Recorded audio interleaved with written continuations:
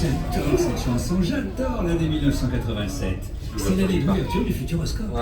Regardez-moi ça. Quand on y pense ici, il y a presque 40 ans, il n'y avait rien. Absolument rien.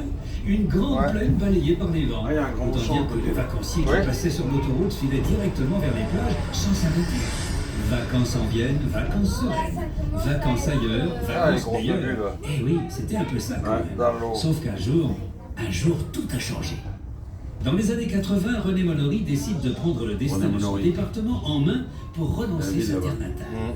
Il imagine le Futuroscope, un parc d'attractions axé sur les technologies de l'image. À l'époque, c'était ça le Sorti futur. par là, la 28.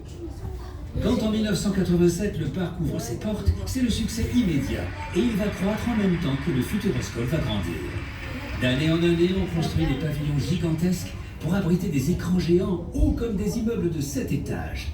Des écrans plats, hémisphériques à 360 degrés, des images immenses en relief. Et puis badaboum, les années 2000 sonnent et le Futuroscope souffre un peu. Les technologies de l'image, ça y est, elles sont entrées dans nos maisons, dans nos salons, sur nos ordis, sur nos smartphones, en 3D. Hop, hop, hop, hop, hop. Il est temps pour le Futuroscope de changer de cap. Les grandes images, on en garde, mais en plus on veut des expériences plus fun, des attractions pour rigoler et vivre des choses nouvelles. Alors on imagine pour vous des histoires rien qu'à nous. Et si on faisait le tour du monde en 4 minutes? Et si on plongeait à l'intérieur d'une tornade? Et si on allait dans l'espace? Et si on dansait avec un robot? Et si?